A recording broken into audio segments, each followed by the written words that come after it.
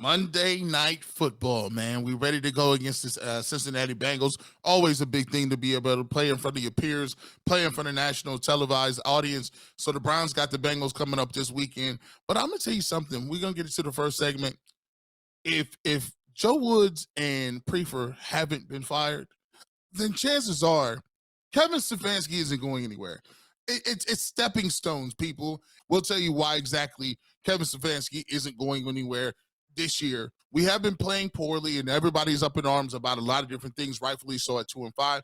But there are a couple of guys that we feel have really flied under the radar and quietly played a nice game. We'll talk to you about somebody we think has really had a nice year this year so far, all things considered.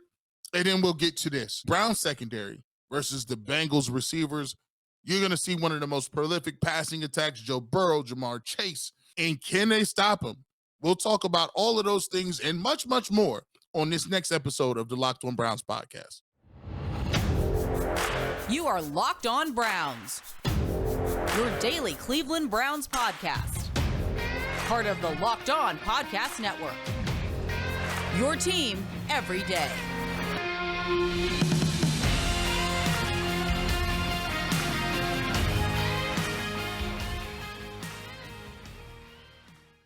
Welcome back, my friends, to the show that never ends, your daily delivery of all things Dog Pound LGB on the LOB, the Locked On Browns podcast, brought to you by the Locked On Podcast Network, your team every day. Your host, Jeff Lloyd, at Jeff_LJ_Lloyd, your host from the Cleveland Sports Show, of course, Barbershop 92.3 The Fan, Saturday mornings, pregame, postgame coverage, Cleveland Guardians, Cleveland Browns, Ohio State Buckeyes, and, of course, check out tonight later as Cleveland Cavaliers are in action, Mr. Garrett Bush at GBush91. Appreciate all of you who make Locked On Browns your first listen, whether it is on your favorite podcast platform. Make sure you're following, subscribe to Locked On Browns podcast. Whether it is on YouTube, make sure you are subscribed. Make sure you have your notifications on.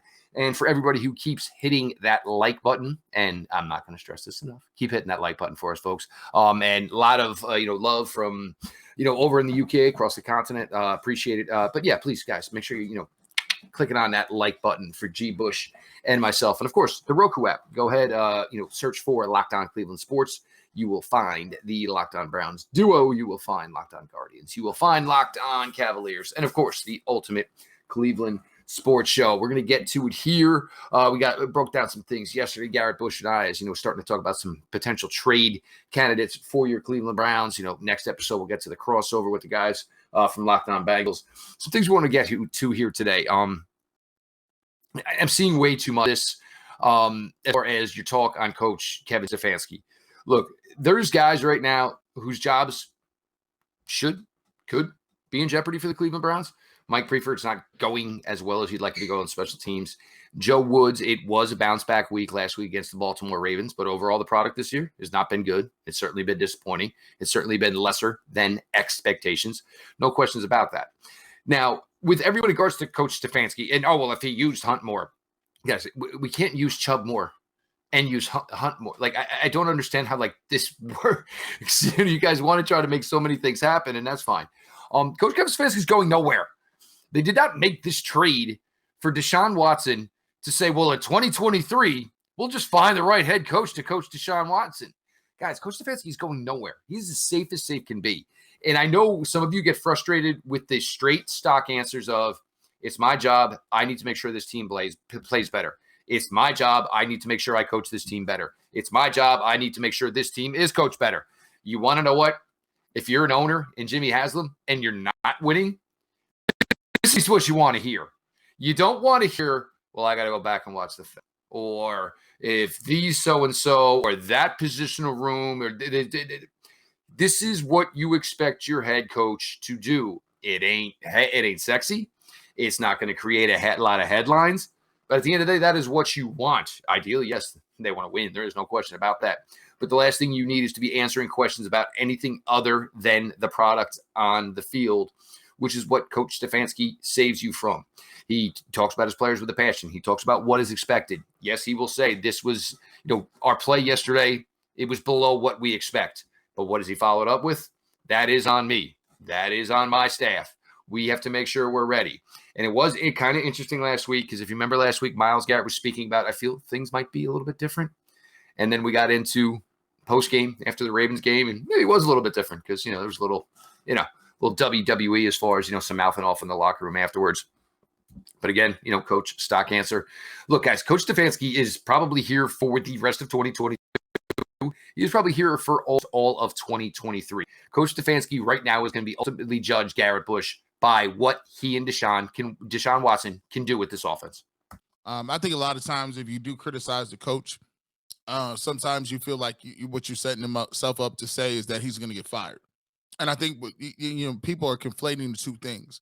To be truthful, Kevin Stefanski is guaranteed to get a shot at Deshaun Watson because of the fact that Deshaun Watson, only for the simple fact that Deshaun Watson came here because of Coach Stefanski. One of the big drawing and calling cards for Deshaun Watson was the fact that, when you talk about them meeting in the meeting before they decided to trade for him, he talked about him sitting down with the iPad and going over different plays where he thought he could, really help him out at, or he went over certain plays where he went over certain downs and distances and concepts that he thought Deshaun Watson would do well. And he also gave him some information about things that he could do a little better, or things where he could work on his game at a little bit. And Deshaun talks about it all the time about how he really, really felt like, hey, this is a great opportunity for me to learn from a coach like Coach Stefanski. He likes the running game. He utilizes the running game. He play actions off that, and his skill set felt at home with Coach Stefanski. So push going to shove, he's going to get this year and next year to work with Deshaun Watson. If at some point in time next year it looked like the wheels are falling off, then we'll have to visit that, and then by all means, there will be conversations of what's going to happen with Coach Stefanski. But even with that, I don't even think Coach Stefanski is anywhere close to getting fired based on that, because he would probably have the play calling taken away from him, Jeff, before he even gets fired. That would be the next step. Like, when I worked in the office and I worked with people I had direct reports to me, one of the things they talk was progressive discipline. Progressive discipline is like you do things, you don't just go from saying, hey, you're 5 minutes late till you get fired. Like, it has to be a level of it. Like, hey, maybe I talk to you, figure out why you were late. Maybe I give you a verbal warning. Then I go to a written warning. All those things got to take place before you just jump right off the roof and just say, are you out of here?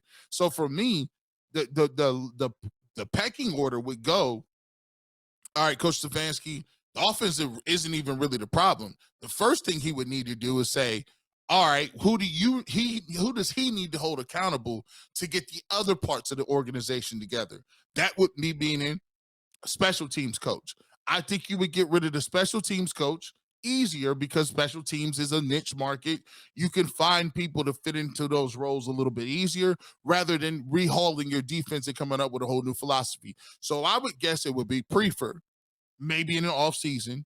I don't even think that he would get rid of Joe Woods. I don't even think he would get rid of Joe Woods this year just because of the simple fact that Joe Woods can go and say, well, look, I wanted my defense, but Andrew Berry didn't give me the ingredients. We thought we had something, but up the middle, our defensive tackles were the worst in the league. Middle linebacker, we lost Anthony Walker. Phillips turned out to not be the plug where we needed him to go. We had to pivot and get, Deion Jones, and we get him. And then our safeties, we might have to revisit the safety room. We thought we had something in Delpit. He was injured one year. Maybe they think that he's not a guy that maybe he lost something when he got injured. John Johnson is a free agent. Anytime you bring a free agent in here, you don't know if they're going to fit the system. I'm guessing when you got Jalen Ramsey and Aaron Donald, you look a little different. That's the thing. So they might reevaluate that, and then they might have to get some more people in here to finally say this is our scheme. But I'm just going to be truthful about it. I talk spicy all the time. It's just the way I am. I'm a person that want to make moves. Listen, I go at it 100%. But the reality of the situation is Stefanski it's 7, 8, 9, 10 things that have to happen before Stefanski's gone, and that's just the reality of the move.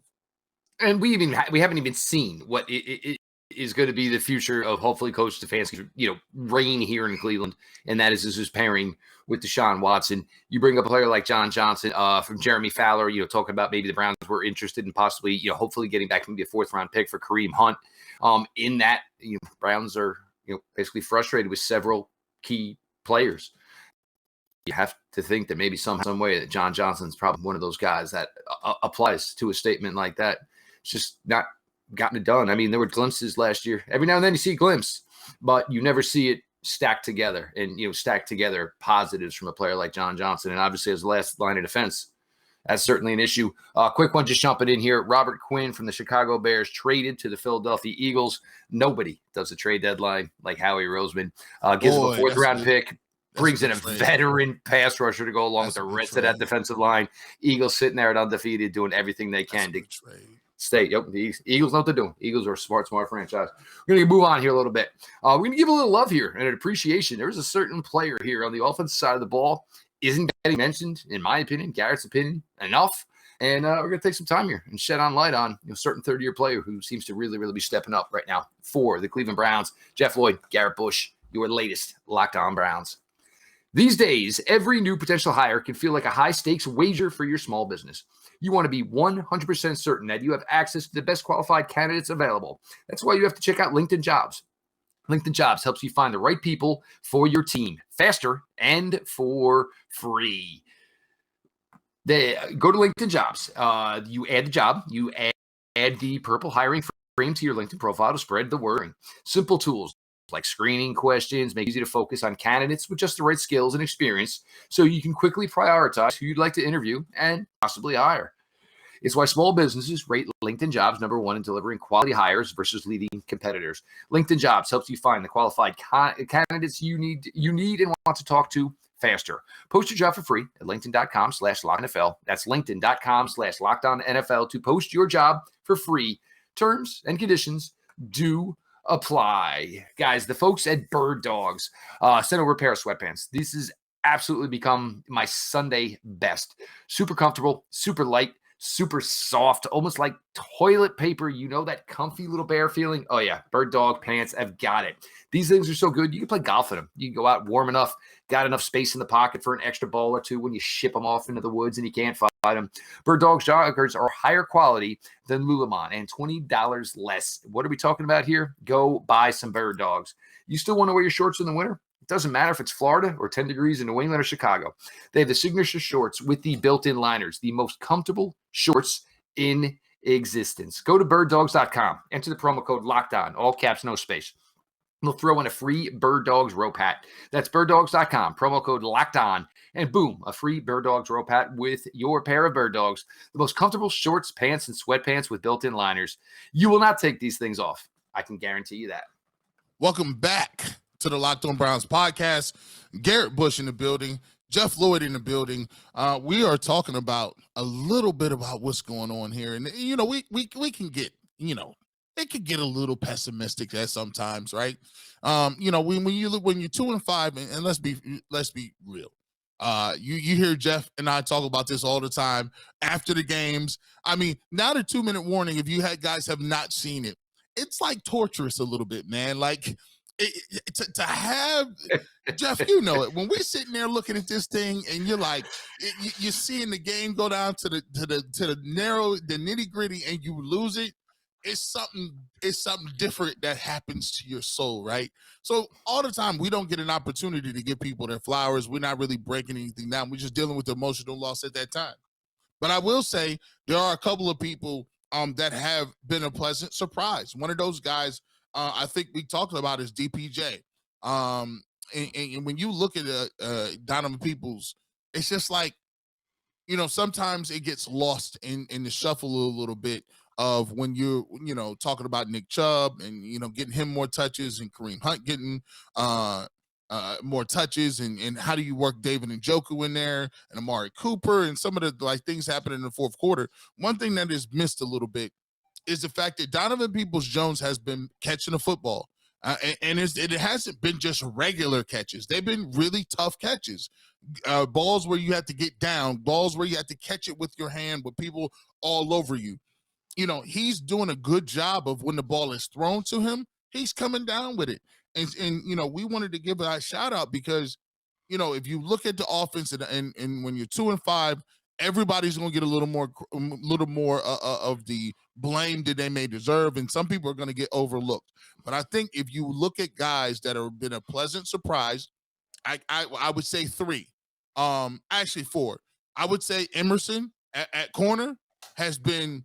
That's a home run to me. That's an A pick because he hasn't had very many busts.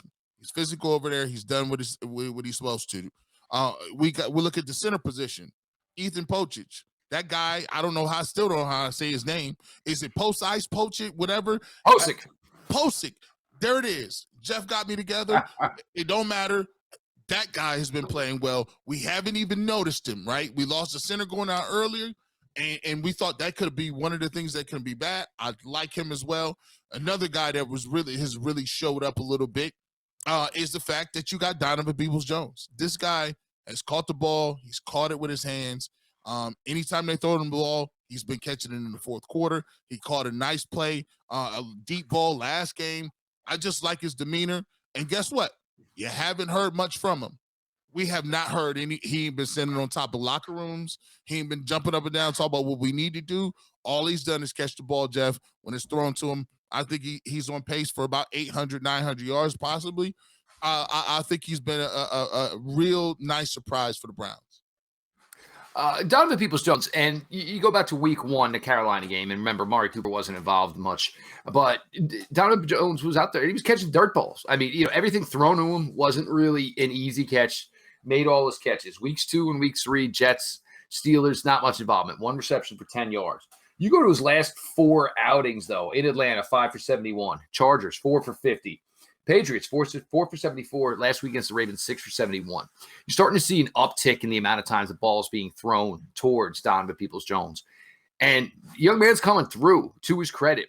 Last year, and if you remember the summer of last year, there was so much talked about Donovan Peoples-Jones. Odell wasn't practicing. Jarvis wasn't practicing. Every day, Donovan looks great. Donovan looks great. Donovan looks great. You're starting maybe now to see what everybody maybe was talking about then. Because once games started last year, Jarvis, Odell, and all that. And here was this kid who busted his butt, put in all the work over the summer, kind of got pushed down the pecking order. By the time he started playing again, the whole thing was a stinking mess. But here's a guy going out week in, week out, putting together consistent effort. Right now, 26 receptions on the season. His career high is 34. They talk a lot, and this used to be something they talked about before wide receivers came out in the NFL draft. As established as they are, it was a thing of third year for a wide receiver within the league. And now keep in mind, it's been Baker Mayfield, it's been Jacoby Brissett, and this is nice that Donovan's got this relationship going here. It's going to change. It's going to change forever in a couple of weeks because, Jacoby's going to be that guy where it's like, hey, man, can you explain something to me real quick? Because Deshaun ain't got the time. But it's really nice to see a player, basically graduate like this and develop like this gradually over time. And everybody, when Donovan was originally drafted, everybody had a lot of pressure on him. Oh, big time name. He went to Michigan, as opposed to saying, this is a wide receiver they drafted in the 6th round. There's work to be done. There are some flaws. There is some refinement that needs to be done. I know everybody seems to want to get on Andrew Berry about some of his draft picks, but here's a kid you took in the 6th round, had a nice athletic profile. Michigan couldn't get much out of him, and I'm not saying that's on Donovan Peoples-Jones. That might be a little bit more on Michigan because they ain't producing wide receivers right now, period. But here's a guy who's really, really taking the coaching, put in the time, put in the effort, and it's all coming together for a player like Donovan Peoples-Jones. And I'm sure it doesn't hurt that you're playing next to a player like Amari Cooper. And I'm sure, and everybody talked about, the type of guys Jarvis were and Odell were, and all that talk as far as teammates was good. But you're going out, and he's watching a guy like Amari Cooper just go out to his craft week in, week out. It's nothing flashy. There's no substance. It's not about my numbers. It's not about my highlights. It's not about how many times people say the name Amari Cooper like it was for some other wide receivers. And he's digesting it, and he's absorbing it, and he's just becoming this really, really big talent. And this is going to be something we're going to have to see the way this works. Even this week, obviously without David Njoku, and the way it's going to work in the coming weeks, as Donovan continues down the path here of progression, like he has, and how well it will translate to a player like Deshaun Watson. But sometimes, man, you got to get a hat off when somebody's doing something good. And for Donovan Peoples-Jones is getting the damn job done right now. Yeah, he's doing what he needed to do, man. And a lot of times when you're going through slumps as a team, you just need guys to be steady. You need dudes to just do what he's doing. Like, sometimes everybody want to get up and tell about why something is happening, where we going wrong. But the situation with Donovan Jones is he's worried about his craft. He's catching the ball. He's not worried about the opportunities. When the opportunities come, make the play. I think that's one thing that we can all learn from, and the Browns could benefit from. You just be ready for the moment. If you in that moment and you catch the football, do it. If you in the moment and the running back's near him, tackle him. If you in the moment and you get an opportunity to get your hands as a defensive back on the football, you got to bring that in. It's the mentality of making the play, not just being in your position, not just being in the right position, and not being where you feel like, oh, I almost had it. No, when it's there, make the play. Donovan Peoples-Jones has been doing that. No question. It's great to see for the guy. And look, you got to understand, man, with these day 3 picks, they need time. And sometimes things got to break right for them.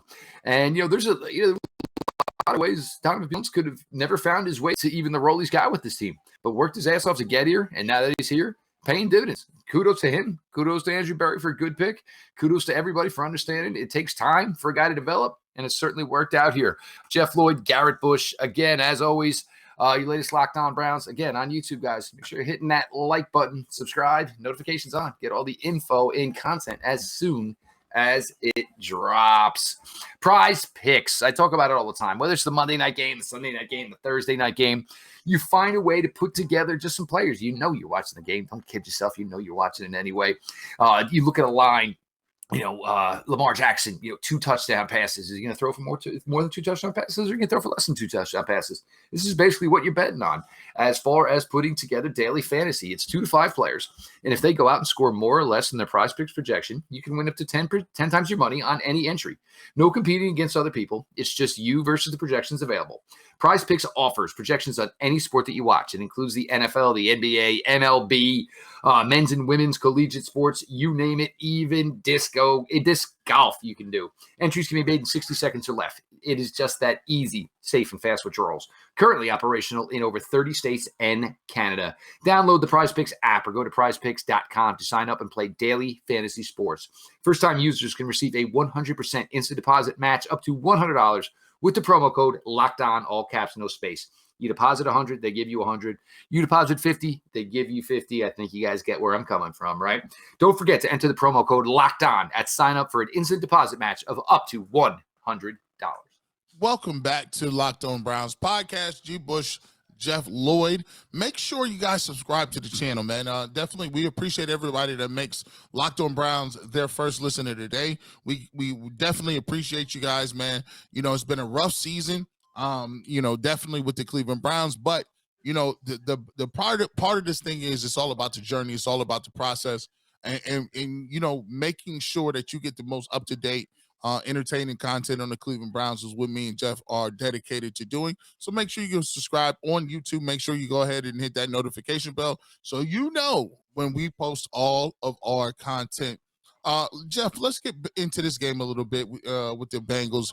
Monday Night Football game, and I think that one of the big matchups that has been brewing all summer and going back to last year was the Cincinnati Bengals, right? For some reason, the Browns just have the Bengals card for the last 6-7 years.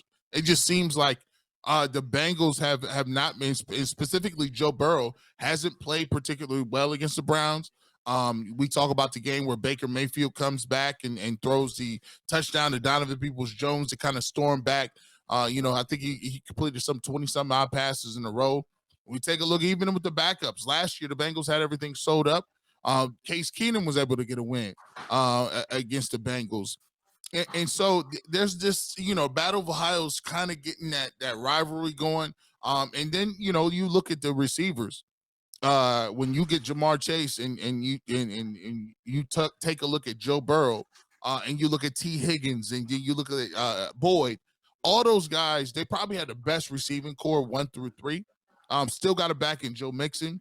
But one of the things we're looking at is specifically the passing game. Number one passing offense going into this game. Brown's secondary, before the season, they said they felt they were in the top 5 of duos with Newsome and Ward. Now, hey, Jamar Chase and Joe Burrow then came off a game. They had 500 total yards of offense. This is going to be a barn burner. What do you think the Browns have to do to slow those guys down? Or is it just a matter of they're going to get their points, they're going to get their yards? How do the Browns go into this game? Because I think the Bengals, after a slow start, are really starting to hit their stride offensively. And, I think they're going to be in a place where they're going to be very difficult to stop, especially with those receivers. There's always these weird, face-offs matchups in the NFL where it just seems like somebody's got somebody's number. The fact that the last 6 times the Browns and Bengals have played, the Bengals have lost every single game. It's weird. It doesn't really make much sense. This team, with Joe Burrow is 0-3 versus Cleveland Browns. He didn't play out the season finale last year as they were prepping for the playoffs. So, you can't put that one on him. Last year, it was, Chase versus Denzel Ward. First drive, Bengals just going down the field. Denzel Ward gets into, Chase a little bit, plays it right, jumps the route, takes it, 99, 98 yards to the house.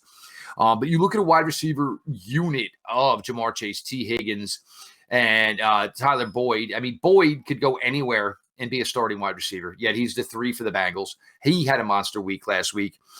Joe Burrow just has this relationship with these guys. And the thing is, that's crazy, is they just continue to be able to go deep week after week. It's like, well, wouldn't you at least try to take that away and make this guy have to go 43 or 46 to beat you? But they're players that just know each other. They know each other very well. And what these games usually come down to is the Bengals offensive line cannot do enough against Myles Garrett. And whoever Myles Garrett's running mate over the years, they can't do enough to stop it. They disrupt Burrow. They force him into an unfortunate turnover that usually turns the tides here. And this is where it's key, because the Browns defense, they were good last week. You held the Ravens under 4 yards a carry. Lamar Jackson only completed 9 passes. Mark Andrews was non-existent. The Browns defense played well last week. Problem is you going against a completely different type of offense here. This is like the old Don Coryell. This is the way this Bengals offense is. They're like the kids who playing out in the backyard. Go long. Yeah, all right. It's like if you shoot enough threes, it'll make up for the fact that you turned out a whole bunch of gimme layups. And with Joe Burrow, look, as far as the deep ball passing, I don't know if there's a better guy in the game right now. I mean, it certainly helps that he has this long relationship with Jamar Chase, and these two, exceeded and excelled together at LSU, and now it was an easy transition to the NFL. For the Browns, it's going to be a test. Well, at this point in time, we are not sure on Denzel Ward's availability. It was really quiet Browns-wise on Wednesday, not a lot, and there was no press availability. After this recording, we'll obviously have a little bit more information, I'm sure. But getting Denzel back, because, you get Denzel back, because I think it's easier when you can just say Denzel and Jamar Chase. Boom, we'll go there. And as we saw last year, Newsome played Higgins pretty well. Boyd, it's going to be interesting, but that almost looks like it would be, fault of the assignment of Martin Emerson. But this is the reason you went and invested your top pick in the 2022 draft to go get another corner. Because right now, what you're trying to knock off the top as far as the AFC North is Cincinnati Bengals. And what do they feature? A great quarterback with 3 great wide receivers, Garrett. Yeah, listen, that's going to be, I think it's going to be one of the biggest challenges for the Browns coming up, because the Bengals do not want to go 0-3 to start the division, right? You look at who they've played, and they can't afford to say, we've lost to the Steelers, we've lost to the Ravens, and now we've lost to the Browns, and we start the first slate 0-3. That's something that I don't think they want to get to. I think that's something they'll fight hard against, and I think they're playing good football right now. So when you look at this game, I think it's going to come down to, who's going to accentuate what they do best. The Bengals are going to look to throw the football. They do it well. They got great talent, and they are able to hit the deep play. And the Browns last year, if you look at what happened best, you got a big long run from Nick Chubb. You got some turnovers, and the Browns did get a turnover last week when they needed when they're stripping the Ravens.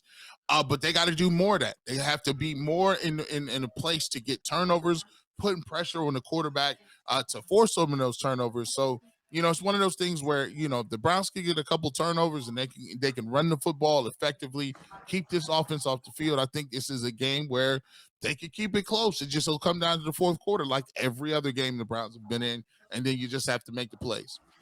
Yeah, and then you can see Garrett, myself, Bull, and Mikey McNuggets about 11:30 and chewing off whatever damn fingernails we have left. But look, this is a team they know well. It's a team they know well. It's a team they have the recipe beat. It's going to come down to it. Obviously, there's significant changes on the offensive side of the ball without David Njoku. See how that plays out. But we got a lot more to get to this week. We'll continue to do that. So we talked to you a little bit, obviously. Look, your dislike for Kevin Stefanski, you don't even bother voicing anymore. Coach Stefanski is not going anywhere. Coach Stefanski is comfortably entrenched in Cleveland for the time being. Donovan Peoples-Jones, congratulations, young man. Really, really looking like a guy who's really, really starting to step it up here in year 3. It's impressive to watch. And the defense, look, it was a good week last week, but it's a whole different ball of wax. I mean, you're literally going from yin to yang as far as offense that Baltimore runs, as far as the offense you're going to see in Cincinnati this week at home, Monday night for the Bengals. So you're going to be ready. Certainly going to be a big test. He is Garrett Bush, part of the Ultimate Cleveland Sports Show, Monday through Friday, 11 to 1. The Barbershop Saturday mornings, 8 to noon on 92.3 The Fan. Pre-game, post-game coverage, Browns. Of course, the Guardians, Cavaliers, Buckeyes, you name it. G. Bush is on the case. Make sure you're following at GBush91. Myself, Jeff Lloyd, at Jeff_LJ_Lloyd. We appreciate all of you who make Locked On Browns your first listen every day, whether it's on your favorite podcast platform. Make sure you follow and subscribe over there. Of course, on YouTube, make sure you're subscribed. You got the notifications on, so when the new stuff drops, you guys are there to consume it. Of course, make sure always continue to hit those like buttons for us over there as well. And also, check out the Roku app. Search Locked On Cleveland Sports. You'll find Locked On Browns, Guardians, Cavaliers, and, of course, the Ultimate Cleveland Sports Show. All that being said, folks, this has been your daily delivery of all things Dog Pound. LGB on the LOB. Let's go, Browns.